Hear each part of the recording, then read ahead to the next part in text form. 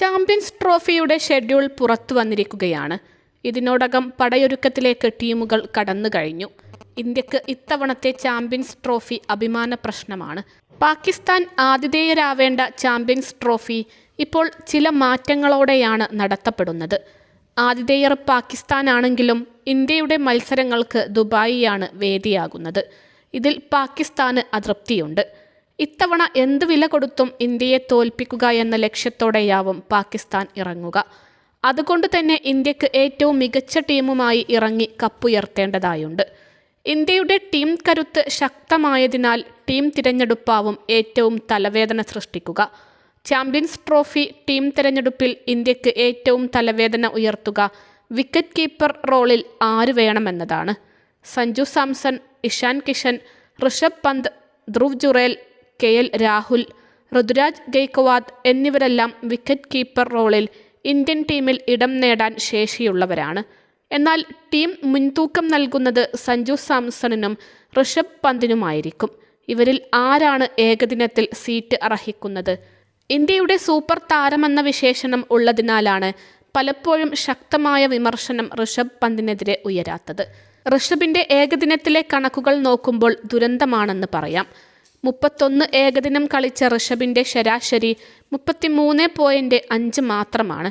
871 runs നേടിയ ഋഷഭ് ഒരു സെഞ്ചുറിയും 5 അർദ്ധ സെഞ്ചുറിയും നേടി. ഏകദിനത്തിലെ കണക്കുകൾ നോക്കുമ്പോൾ ഋഷഭിൻ്റെ നിലവാരം ശരാശരിയിൽ താഴെയാണ്.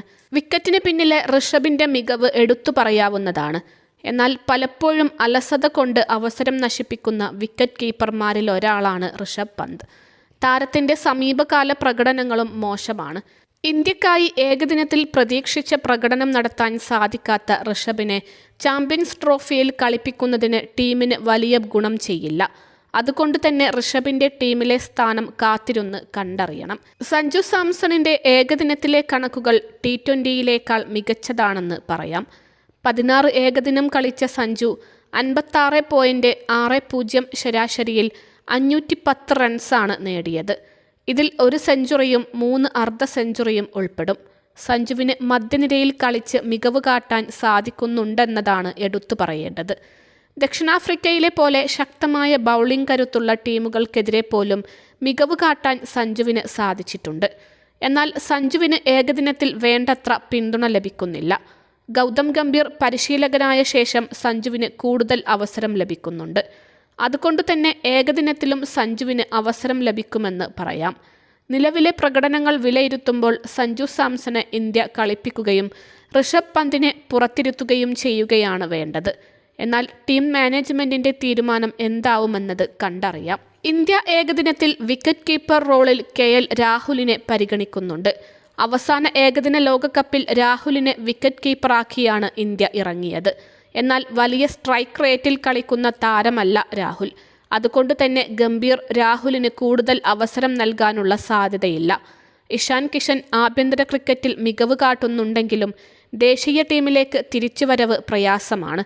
എന്തായാലും ഗംഭീറിൻ്റെ തീരുമാനമാവും ഇക്കാര്യത്തിൽ നിർണായകമായി മാറുക.